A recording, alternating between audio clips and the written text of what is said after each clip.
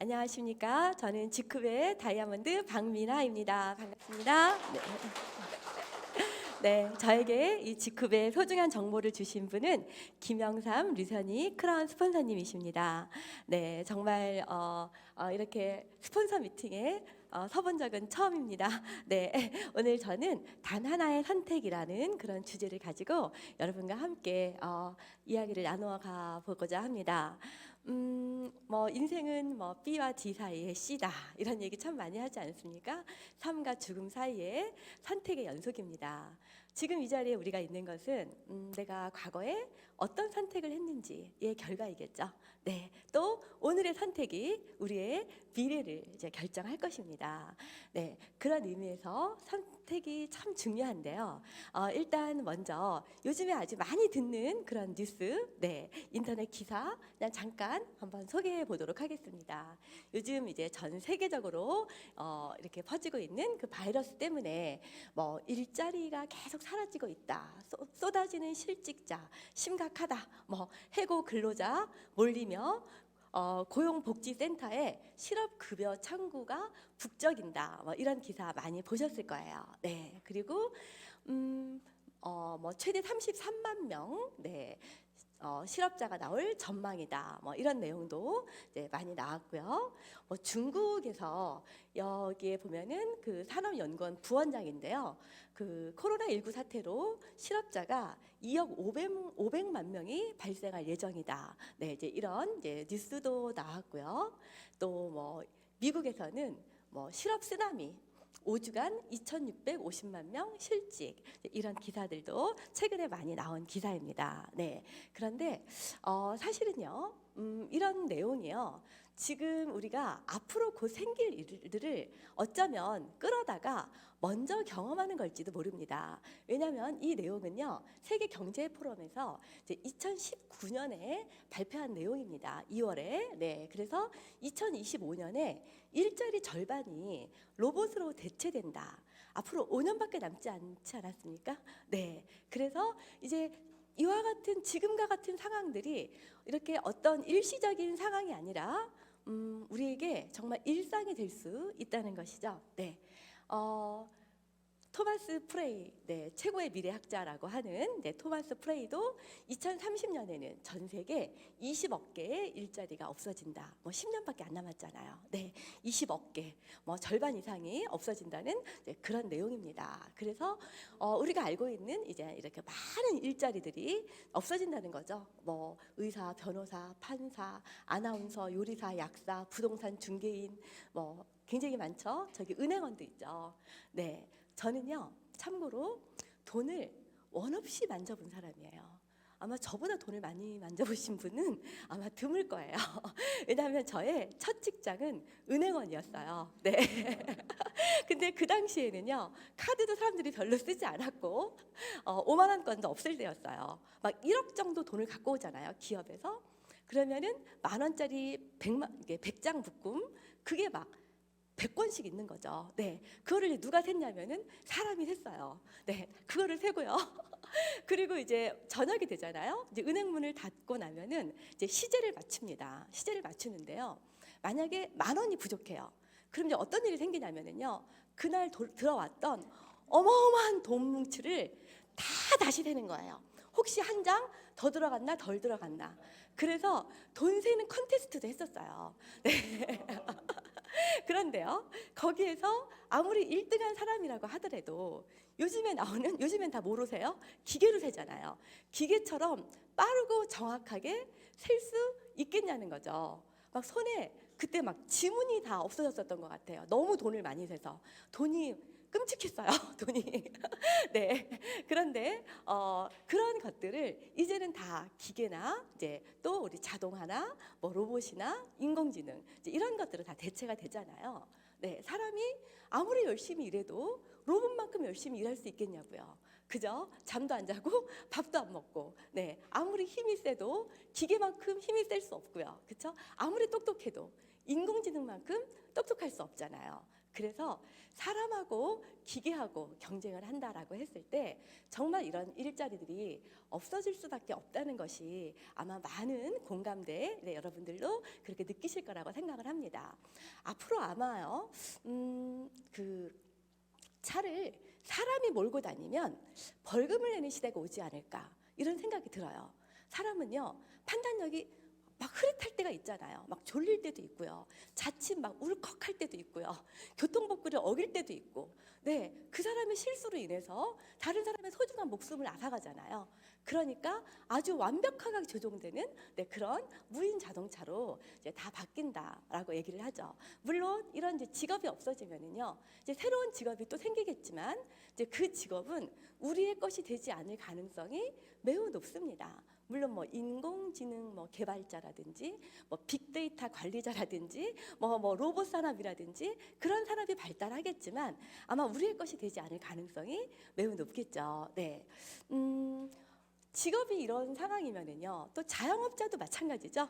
네, 우리가 이제 선택할 수 있는 게 많지 않잖아요. 네, 자영업자, 네, 역시 같은 내용입니다. 매출이 사실상 제로다. 뭐 자영업자, 폐업, 휴업이 이제 속출하고 있다는 이제 그런 기사고요. 네, 휴업, 휴직 사업장이 18,000곳인데요. 그 중에서 10인 미만이 13,000곳이래요. 영세한 사업자, 자본금이 적은 사업자일수록 이 기간을 더 못 견디는 거죠. 네. 그리고 뭐 카드로 대출을 받아서 임대료를 내고 있고 옛날 생각이 많이 나서요. 제가 이 기사를 모아봤습니다. 개업도 못하고 폐업하고 자영업 빙하기다. 뭐 이제 이런 내용들 그리고 예적금 중도 해지가 23조 원 그리고 손해를 감수하고라 또 보험도 지금 사상 최대의 해약률을 네, 지금 네, 나오고 있다는 이제 이런 내용입니다. 네, 그런데요, 이 내용 역시 어쩌면은요, 우리가 먼저 맛보는 걸 수 있어요. 먼저 경험하는 겁니다. 왜냐하면 이거는 2017년도 자료예요. 17년도 자료인데 대한민국이요, OECD 국가 중에서 자영업자 비율이 가장 높다는 거잖아요. 일본과 독일의 뭐 2.5배, 네, 그 다음에 미국의 4배, 너무 많다는 거죠. 예를 들면은 100명이 사는 마을에서 치킨집을 한 집, 2집 정도 하면은 괜찮은데 막 20집, 30집, 50집을 하면은요, 이게 잘 되겠냐고요. 결국은 90% 이상 폐업할 수밖에 없다는 거죠. 네. 그래서 이제 자영업자의 성공 비율, 성공률이 5% 이하다. 뭐 15% 정도가 현상 유지를 하고 실패가 뭐 80%다. 뭐 이제 이런 네, 통계 데이터가 나오고 있지 않습니까?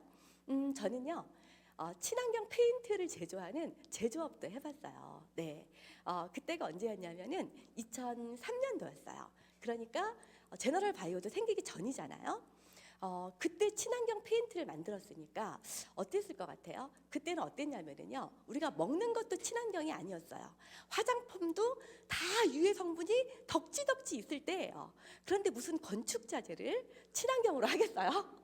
그래서 굉장히 많이 홍보에 막 어려움도 많았고 막 해외 가서 막 박람회도 하고 막 이렇게 고생을 하면서 네, 그 사업을 진행을 하다가요, 너무너무 사람이 이제 하다 보면 기회가 올 때가 있잖아요. 저에게 기회가 온 거예요. 너무 좋은 기회가 있어요. 어느 날 SBS에서요 방송을 했는데요, 새집 증후군을 방송한 거예요. 그래서 집이 사람을 공격한다.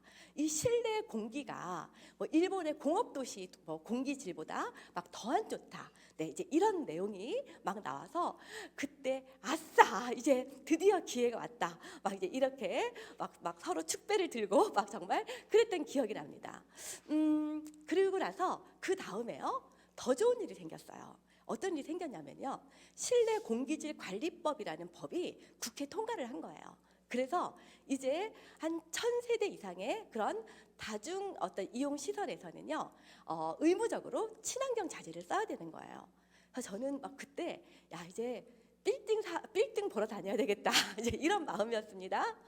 그래서요, 뭐 잠시 좋았어요. 잠시 좋았는데 어떤 일이 생겼냐면은요, 우리나라에 있는 대기업 페인트 회사, 건축자재라는 모든 회사에서요, 전부 일시에 예, 친환경 페인트를 내고 광고를 하기 시작하는 거예요. 그런데 뭐 사마 페인트, 노루, 뭐 벽산, KCC 막 많이 있잖아요.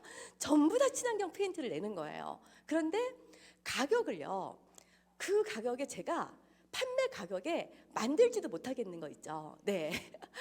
그러면서 또 이렇게 어려움을 이렇게 본 적이 있는데요. 보통 자영업자들이 처음에는 뭐 경험이 없어서 망한다 이런 얘기 하잖아요. 그런데 또 경험이 좀 생기려고 하면은 이제 돈이 없어요.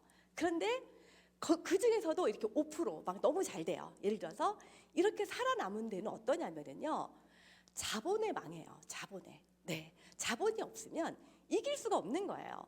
저 아는 분도요, 평생 모은 돈으로 찜질방 하던 분이 있었어요. 네, 찜질방을 했는데요, 너무 잘 됐어요. 예, 너무 잘 돼가지고 막 대출금도 얼마든지 갚을 수 있었고, 그렇게 잘 되니까요, 옆에 그것보다 10배는 큰 찜질방이 생긴 거예요. 10배는 큰. 네, 그러니까 파리새끼 한 마리가 안 오는 거예요. 결국은 그거를 경매로 넘기는 이제 그런 모습을 봤는데요. 어쨌든 이제 이런 자영업자의 한계들도 우리가 정말 현실을 직시하고 봐야 되는 것 같아요. 그죠? 네. 그리고 또 이제 우리에게 닥친 것이 초고령화 사회입니다. 가장 빠른 속도로 이렇게 지금 100세 시대 얘기를 하고 있는데요. 이 기사에 보면은 100세 이상 고령자가요, 5년 새에 72%가 늘었대요. 근데 이거 굉장히 오래된 기사예요. 네, 2010년 대비 2015년 5년 72%가 늘었대요.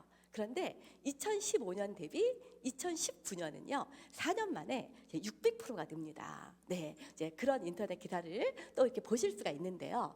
이렇게 오래 살게 되면은요, 이제 무슨 문제가 있냐면은요, 부부가 짜장면만 먹어도 이게 좀 쉽지 않은 일이 생길 수 있어요. 짜장면 5,000원으로 계산을 해볼게요. 55세부터 100세까지 짜장면만 먹으면 얼마가 드냐면은요, 이제 4억 9,275만 원이 드는 거죠. 그런데 사실 짜장면만 먹고 살 수는 없잖아요. 네, 그래서 서울연구원에서 이제 필수 노후 자금을 이렇게 내놓은 것이 있습니다. 한 달에 269만 원이라고 나와 있어요. 네, 근데 이제 이 금액은 이제 어느 정도 우리가 세금도 내고 관리비도 내고 또 이렇게 경조사비도 내고 이제 그런 금액이겠죠. 네, 이 금액에 포함되지 않은 금액이 있어요. 네, 그런데 어쨌든 이 금액만 가지고도요, 80세까지 살려면은 8억이 필요해요. 네, 곱해서 보시면은요, 만약에 100세까지 살면은요, 14억 5천만 원이 필요한 거예요. 네.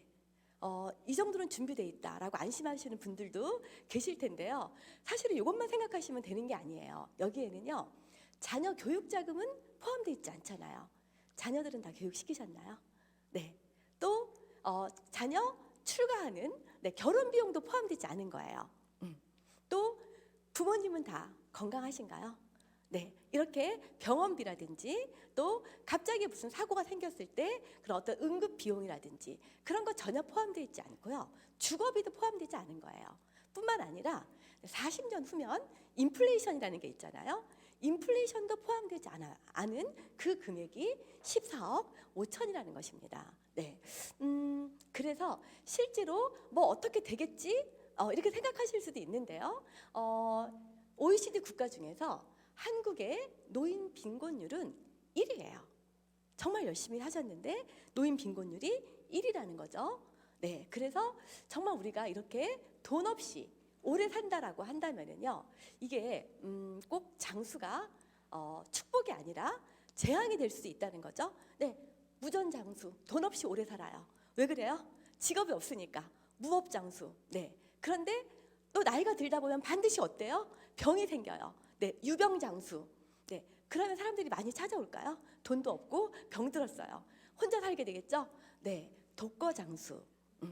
요즘에 막 그 코로나 때문에 막 14일 막 자가격리하고 막 이런 일 많이 생기잖아요. 14일 동안 혼자 있는 것도 너무 두렵고 너무 길더라, 너무 끔찍하다, 이런 얘기 참 많이 들었어요. 네, 그런데 14일이 아니라 만약에 14년을 혼자 있게 될지 아니면 20년, 30년을 혼자 있게 될지 알 수 없다는 거예요. 실제 상황은 어떨까요? 한국의 독거노인, 네, 여기 자료에 보니까요, 몇 명이나 될까요?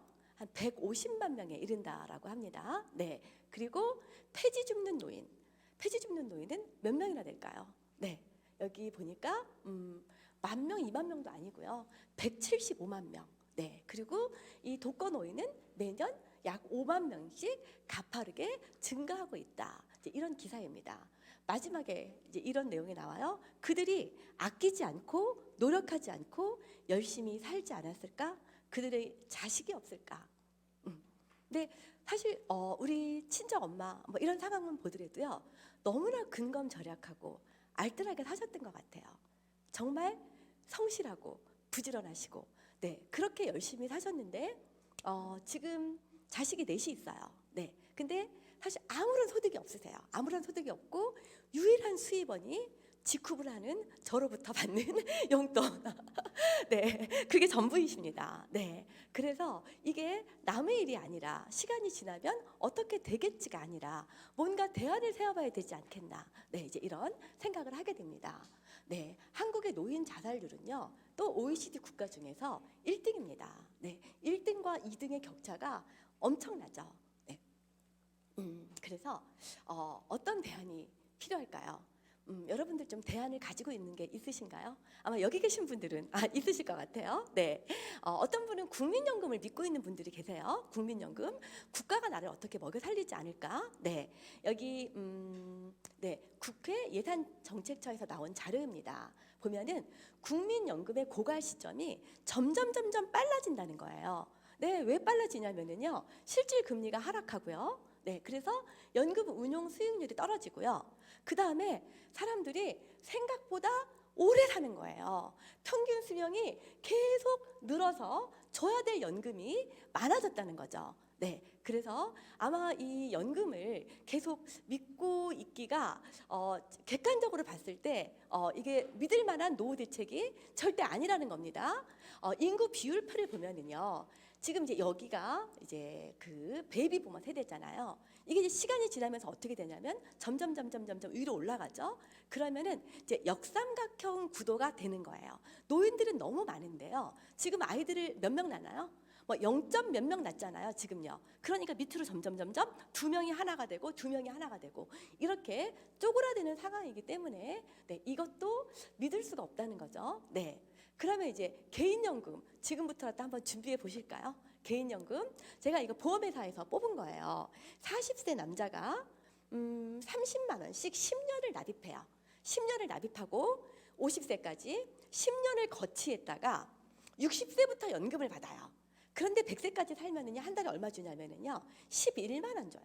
11만 원.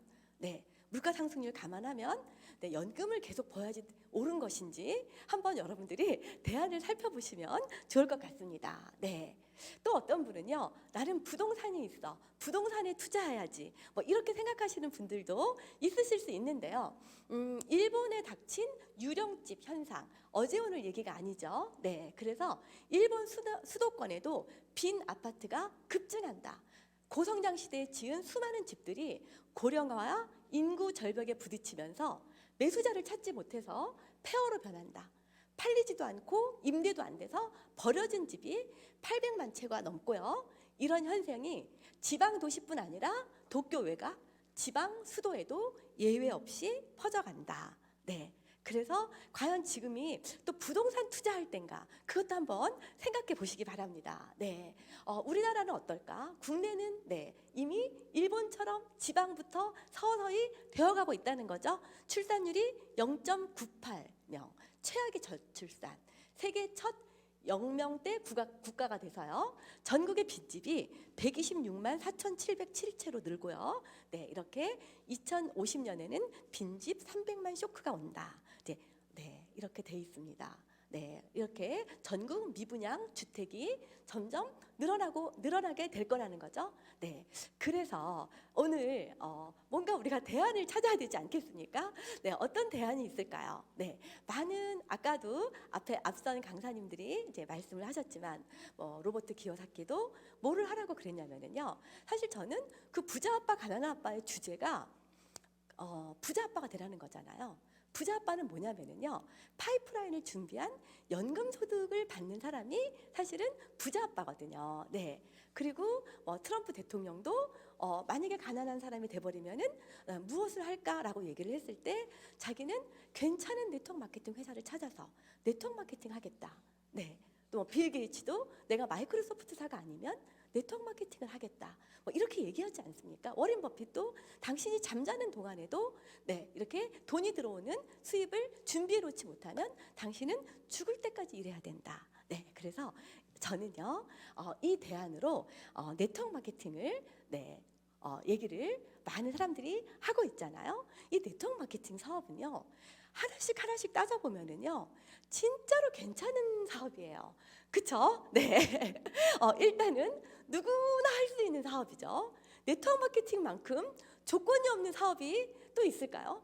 뭐 하다못해 뭐 개모임도 조건이 다 있잖아요. 네, 동네 반상회를 하더라도 그 라인에 살아야 되잖아요. 네, 그런데 정말 학력, 성별, 능력, 종교, 나이 상관없이 누구나 할 수 있는 사업. 네, 그리고 산무 사업이잖아요. 어떤 사업이 점포도 없이 자본도 없이 경험도 없이 할 수 있는 사업이 어디에 있냐고요. 그렇지 않습니까? 네, 특히 점포 없이 할 수 있다는 거. 지금 매달 월세 나가지 않는 것만 해도 얼마나 다행인지 몰라요. 그죠? 네, 그럴 뿐 아니라 내가 경험이 없어도 이 사업은 공유 사업이기 때문에 나와 내 파트너와 스폰서의 경험을 우리가 공유하는 거잖아요. 능력도 공유하고 재능도 공유하고 시간도 공유하고 인맥도 공유하고 경험도 공유하기 때문에 함께 할 수 있는 거죠. 내가 혼자 100의 능력을 다 갖지 않아도 돼요. 그렇죠? 100명이 1의 노력만 있어도 우리가 100을 만들 수 있는 사업이 네트워크 마케팅 사업이잖아요. 맞습니까? 네, 네. 그리고 소득이 되는 사업. 우리가 제일 잘하는 게 소비 아닌가요? 네, 무조건 우리는 네, 소비는 다 할 수 있잖아요. 네, 그런데 지금까지는 이 소비가 완벽한 지출이었지만 이 소비를 통해서 소득을 만드는 이제 그런 사업이죠.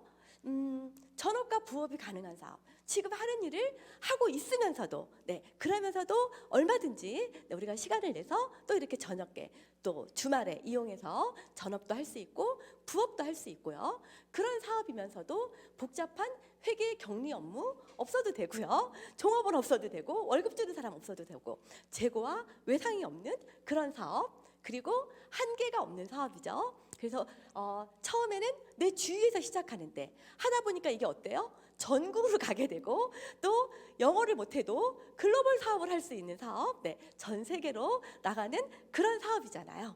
그리고 이 사업이 결국은 시간 부자, 그다음에 경제적인 부자, 또 친구 부자, 이런 3리치 사업이라고도 얘기를 하고요. 이거야말로 내가 소비자 동아리를 준비해 놓으면은 인쇄 수입이 가능해서 그리고 또 평생 연금으로 받을 수 있고 법적으로 상속도 가능한 사업이죠.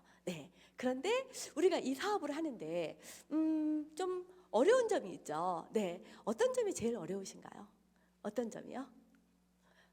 저는 이 2마리 개 때문에 굉장히 어려운 것 같아요. 그렇지 않습니까?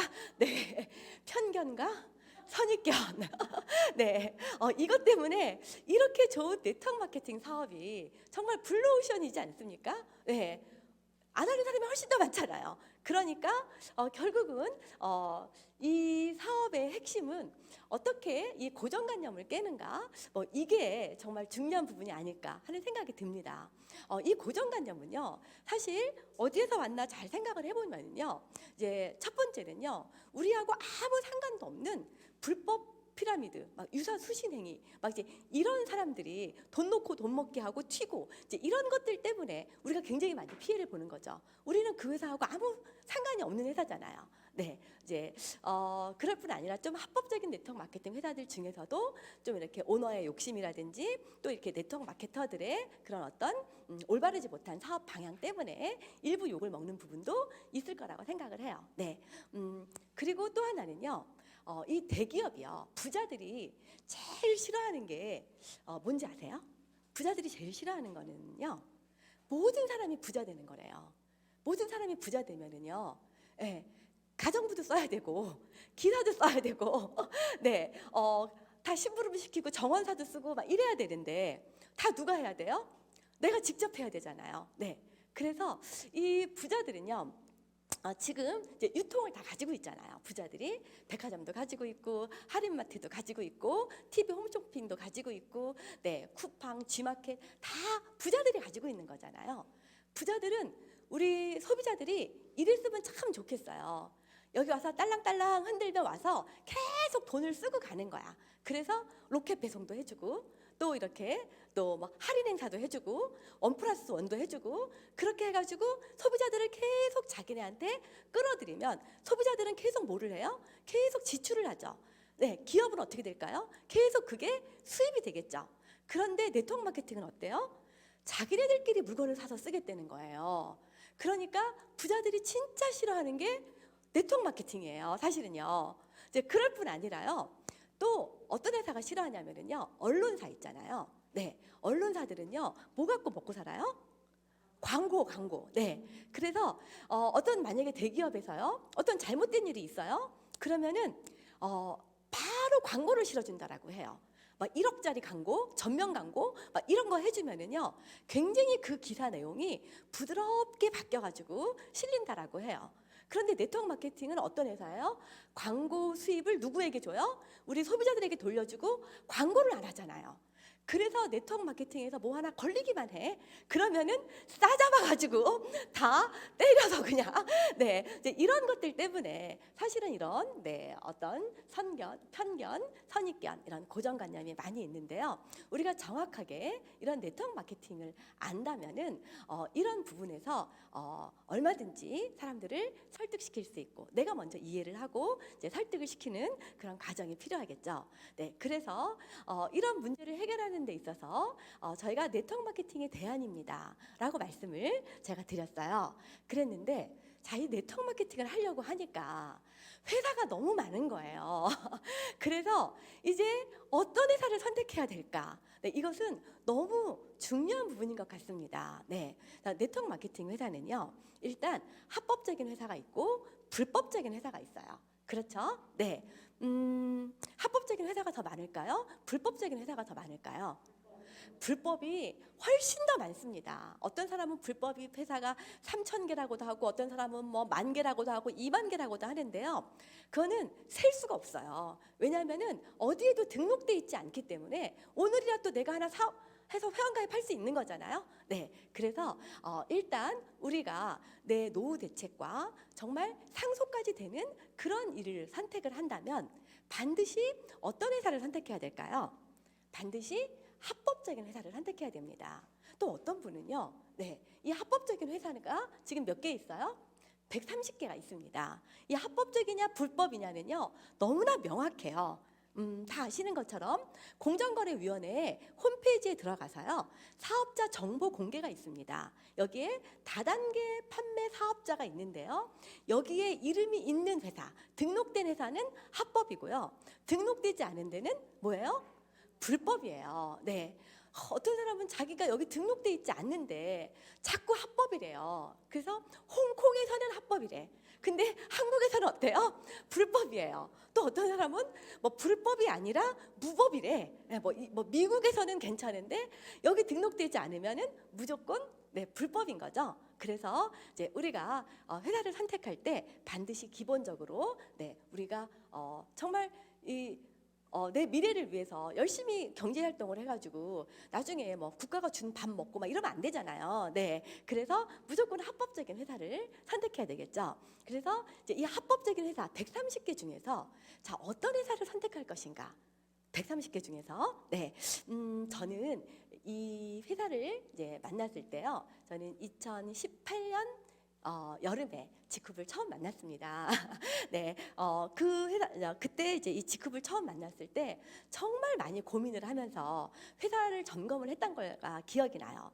제일 먼저 제가 이제 점검을 했던 것은요, 이제 아이템이었어요. 왜냐하면은 네트워크 마케팅은 본질적으로 유통이잖아요. 유통이면은 제품이 좋아야 되잖아요. 당연하지 않습니까? 그렇죠? 네, 그래서 정말 여기에 있는 아이템이 생필품인지 여러분 어떠세요? 생필품을 취급하는 회사를 선택해야 될까요? 아니면은 뭐 돌침대 하는 회사를 선택해야 될까요? 생필품, 돌침대는요, 홍수가 나도 떠내려가도 않잖아요. 재구매가 안 되잖아요. 그런데 어떤 사람은 네트워크 마케팅을 한다라고 하면서 무슨 뭐 납골당 다단계 이런 거 들어보셨어요?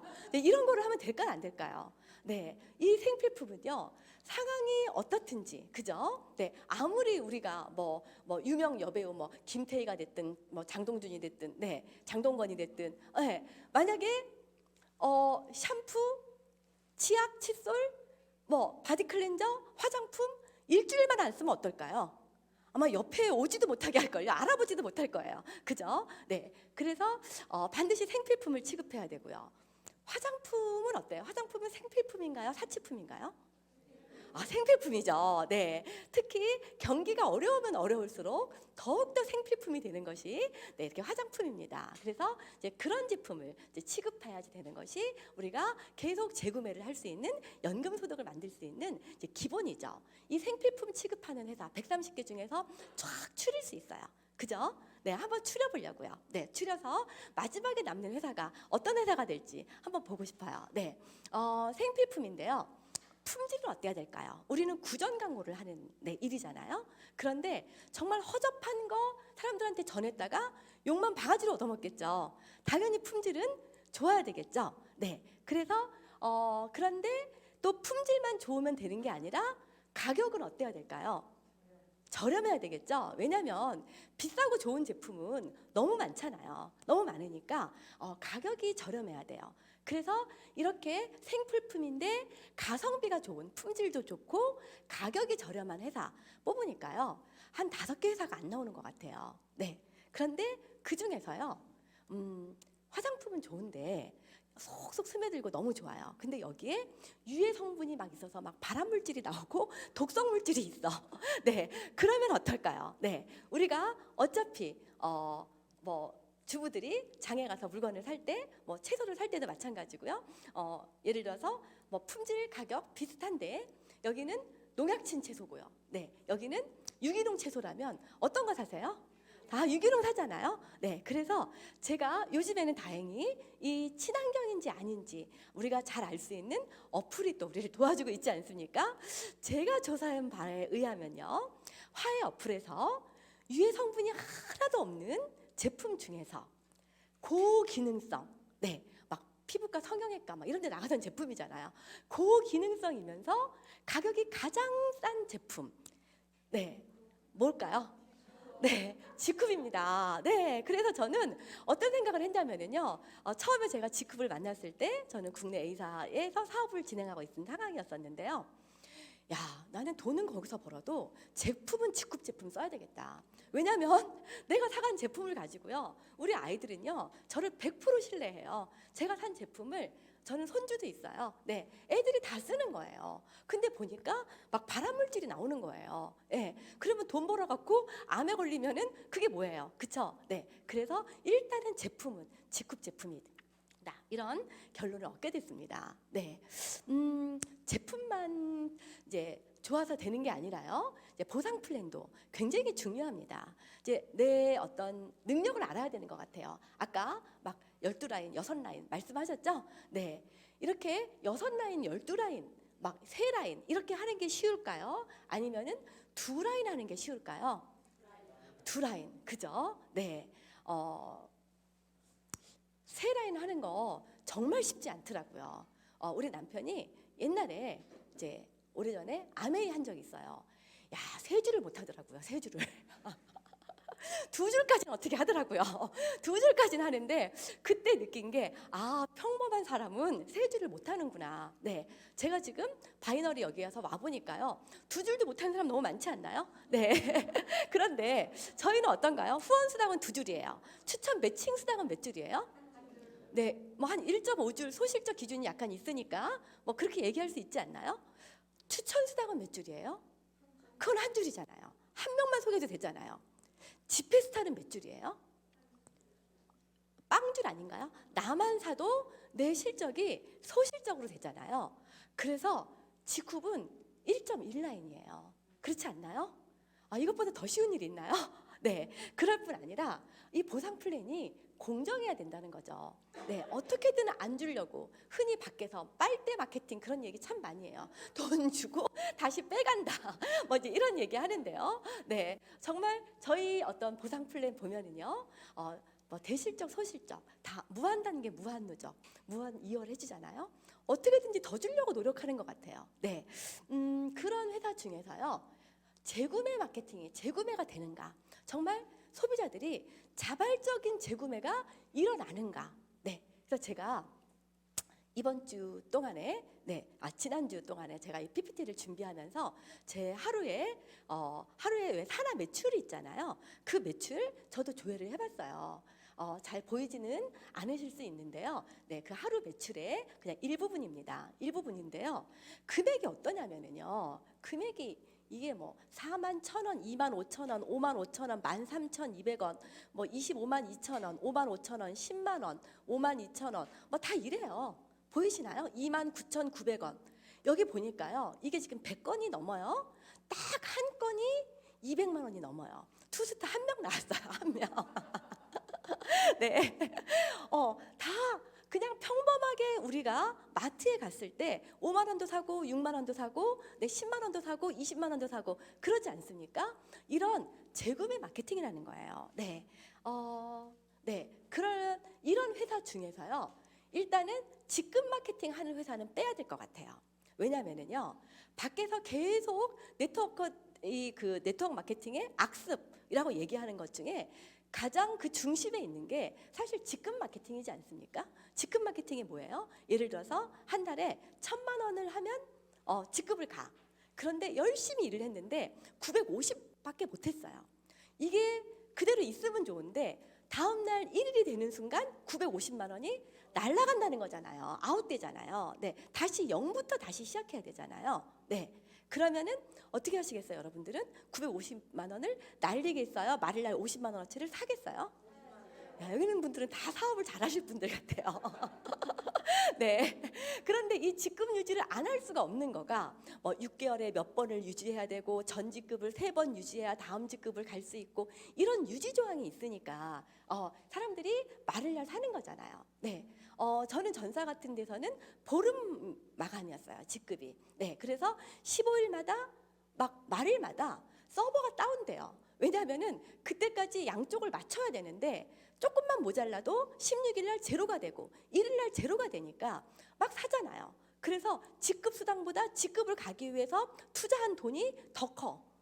네, 이제 이런 데는 우리가 이 일을 하는 이유가 그렇죠? 어떤 이런 경제적인 이유로 인해서 나중에도 정말 나와 우리 아이들이 잘 살기 위한 그런 일이라면은요. 이 회사들 중에서 이런 회사가 있다라고 하더라도요. 직급 마케팅 하는 회사는 빼야 될 것 같아요. 그렇죠? 네. 또 센터 마케팅도 빼야 될 것 같아요. 네. 왜냐하면 무점포 사업이잖아요. 무점포 사업인데 이 센터 마케팅을 하면은요. 센터 보증금은 누가 내나요? 사업자가 내잖아요. 그렇죠? 네. 뭐 인테리어 누가 해야 돼요? 똑같잖아. 사업자가 내고. 네. 관리비, 월세 다 사업자가 내야 되잖아요. 네. 그래서 만약에 하나 내가 이 사업에서 성공하지 못하면 어떻게 돼요? 그 돈이 다 매몰 비용이 되고 보증금도 다 이제 월세로 까가지고 못 찾는 경우도 허다하고요. 그 돈이 어떤 사람에게는 자기의 마지막 노후 생활 자금이었을 수 있거든요. 그렇죠? 네, 물론 뭐 회사는 센터가 생길 때마다 이제 계속 이제 센터에 물건을 재워놓으니까 매출이 올라가서 좋긴 하겠지만 우리가 현명한 정말 우리 소비자 입장에서 네트워커 입장에서 선택을 하는 회사라면은 센터 마케팅은 아닌 것 같아요. 동의하시나요? 네. 그 중에서 이제 법적 최대치를 주는 회사. 네, 이렇게 35% 안에 센터피 같은 거 포함되어 있지 않고 최대치를 주는 회사. 이거를 제가 다 따져봤어요. 다 따져보니까 한 회사밖에 없는 거예요. 뭐예요?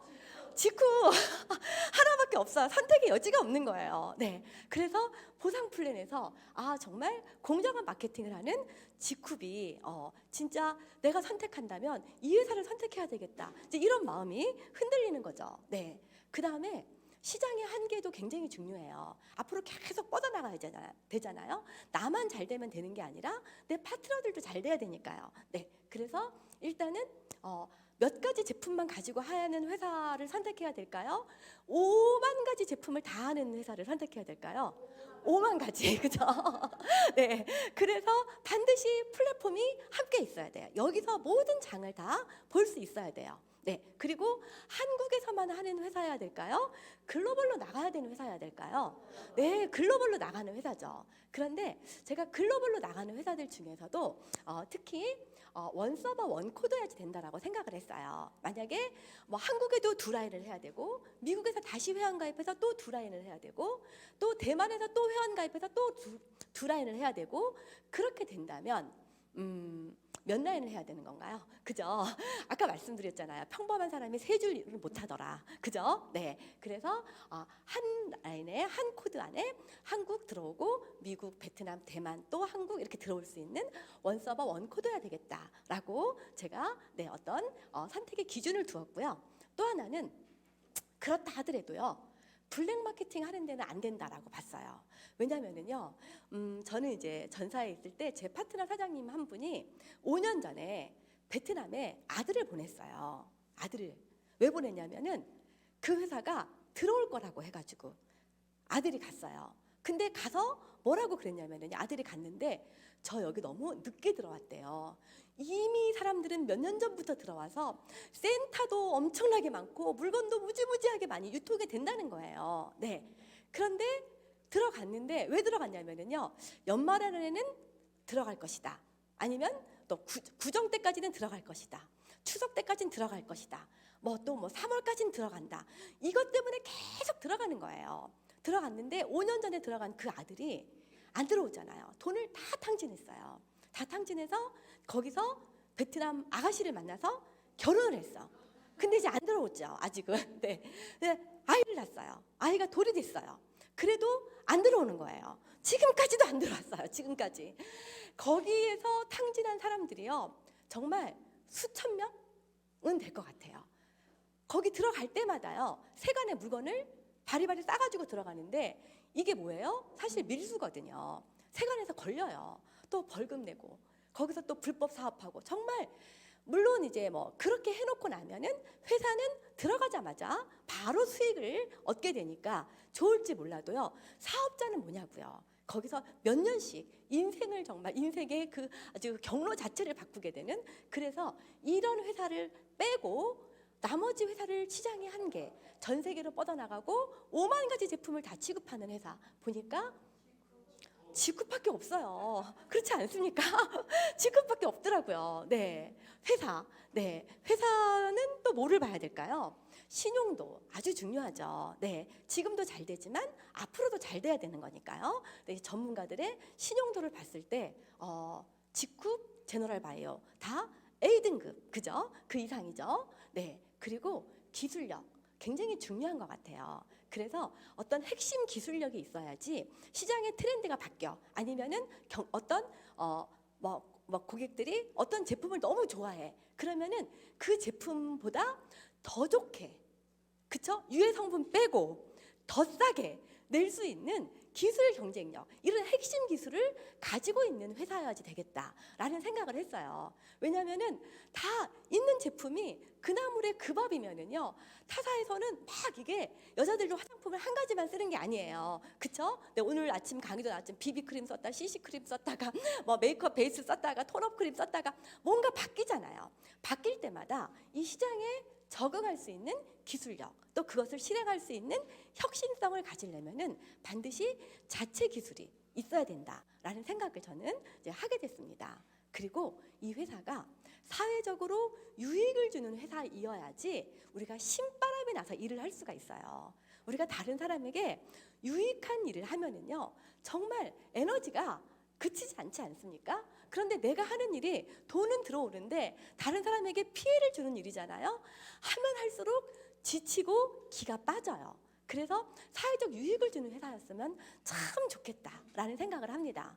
그런데 제너럴 바이오 어떤가요? 비콥 인증 전 세계 탑 10 안에, 와, 대한민국 1등 사회적 가치가 있는 회사, 너무 멋진 회사죠. 네, 그리고 여기서 취급하는 제품이 다 이렇게 사회적 기업에서 대부분 온 제품들이잖아요. 이거를 그냥 내가 쓰기만 해도 내가 누군가에게 도움을 주고 기부를 해줬다는 그런 마음. 저는요, 막 유황비료 쓸 때도요, 그렇게 기분이 좋을 수가 없어요. 정말 쓸 때마다 뭔가 내가 조금 괜찮은 사람 같아 보여요. 그렇지 않나요? 네, 거기에다가 이거를 대면 아마 또 한 회사밖에 안 나올 것 같아요. 회원이 주인인 회사. 주인이라는 게 뭔가요? 여기서 이익이 생기면 누가 가져가요? 주인이 가져가죠. 다른 회사는 누가 가져가나요? 다 오너가 가져가고 주주가 가져가잖아요. 뭐 말은 뭐 주인이다라고 할지 모르겠으나 실질적으로는 다 누가 주인이에요? 네, 다 오너가 주인이잖아요. 저희는 여기서 생긴 이익금이, 우리가 열심히 일을 해서 이익이 나면 이익의 대부분이 누구를 위해서 쓰여지나요? 회원을 위해서. 90%를 회원을 위해서. 자, 이런 회사 딱 한 군데밖에 없더라고요. 또 있나요? 아니, 딱 한 군데밖에 없더라고요. 아무리 생각해도. 또 다른 데 있나요? 회원이 주인인 회사, 사회적 유익을 주는 회사. 네. 그래서 제가 또 이렇게 결국 답을 여기로 오게 되고요. 자, 마지막입니다. CEO예요. 네. CEO의 신용도는 중요할까요? 아주 중요할까요? 아주 중요합니다. 왜냐하면 과거에 어떻게 살아오신 분인지. 네. 그런데 우리 서정훈 대표님의 신용도 어떤가요? 우리 A 등급이 900점부터 1000점까지가 A 등급이더라고요. 그런데 1000점 만점에 1000점. 와, 더 이상 얘기할 거 없죠. 네, 이분보다 더 좋은 신용 등급 가진 분 계신가요? 없잖아요. 그죠? 네. 그리고 능력도 있으면서 인품도 되는 분. 네, 그죠? 네. 뭐 여기까지 하면은 물론 뭐 어떤 회사에서는 우리 회장님도 그래 뭐 이럴 수도 있을지도 몰라요. 하나만 더 들어볼까요? 내려놓을 수 있는 분. 이거 비우는 게 가장 힘든 거 아닌가요? 우리가 왜 법정 스님 존경하나요? 말로는 할 수 있으나 실제로 그렇게 한 사람이 얼마나 되냐고요. 그죠? 거기에다가 소통. 저는요, 이번에 우리 서정훈 캡틴이 전국을 다니면서 직후퍼들을 만나셨잖아요. 그 일정을 제가 그 리더스 클럽 거기 올라온 거를 보고요. 와, 어떻게 이 일정을 다 소화시키시지? 울산 가셨다가 포항 가셨다가 그 다음날 울산에서 미팅을 하나, 둘, 셋, 넷, 5건을 하시고 포항에서 3건을 하시고 광주, 목포, 강진, 천안, 뭐 아산, 충주, 제천, 네, 원주, 춘천, 인덕원, 평택, 송탄, 분당에서 하나, 둘, 셋, 넷, 5, 6, 7, 8 시간 단위로 8건의 미팅을 1시간 단위로 하시고, 네, 또 성남 가시고. 우리 직후포들이 아마 이런 스케줄로 일을 하면 제가 봤을 때는 6개월 안에 다 다이아 갈 것 같아요. 그렇지 않나요? 이것보다 더 열심히 일하시는 분 계신가요? 네. 그리고 이렇게 사파이어, 루비 이런 분들과 5명, 10명 이런 분들과 소통을 전국적으로 다니면서 나누시는 분. 그런 CEO 계신가요? 네, 저는 못 본 것 같아요. 네, 그래서 저는 어떤 뭐로 보나 정말 직후밖에 없다라는 생각을 하게 됩니다. 그러고 나서도 또 한 번 점검을 합니다. 정말 내가 이거 올바르게 다 한 거야? 진짜 후회하지 않을까?